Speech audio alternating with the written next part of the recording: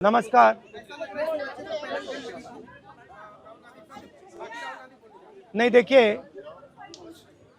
आप बोल रहे हो कि पैलेट गन लगी है, मगर मैं ये समझाना चाहता हूं पैलेट गन कब लगी है। पैलेट गन तब लगी है जब मेरे भाई हिंदुस्तान का तिरंगा लिए ऐसे पीसफुल प्रोटेस्ट कर रहे थे। सरकार ने कहा है कि कोई पैलेट गन यूज नहीं हुई है, कहा है ना। ये देखिए, ये है पैलेट गन, थोड़ा घूम जाओ। इसको कहते हैं पैलेट गन, इसको कहते हैं पैलेट गन।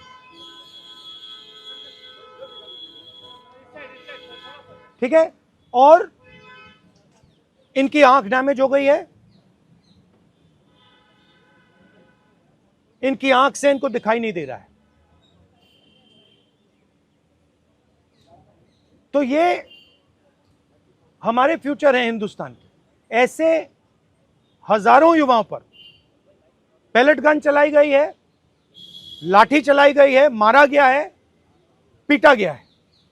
और ये क्या कर रहे हैं? पीसफुल प्रोटेस्ट कर रहे हैं। क्यों कर रहे हैं? इनका पेपर लीक हुआ है। इन्होंने पुलिस का एग्जाम किया, मेहनत की, सालों मेहनत की, और फिर एक दिन इनको बताया गया कि भैया पेपर लीक हो गया है, आपके पास 60-70 लाख रुपए नहीं है, जिसके पास है वो पेपर खरीद के चला गया, आप जानो, आपका काम जाने। और ये लाखों लोगों के साथ हुआ है। इनके माता पिता ने मेहनत के पैसे से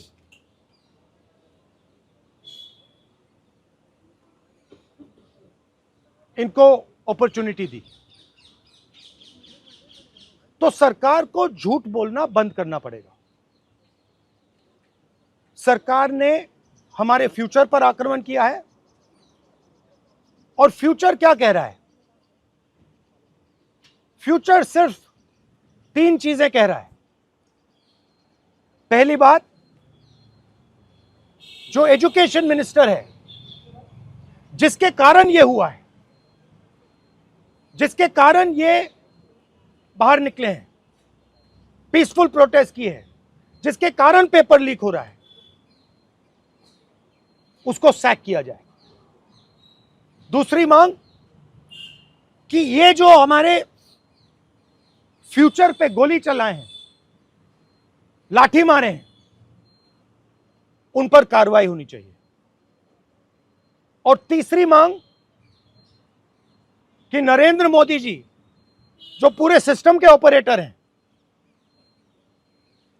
वो ऐसे जैसे हजारों युवाओं से माफी मांगे। इनका फिजिकल डैमेज हुआ है।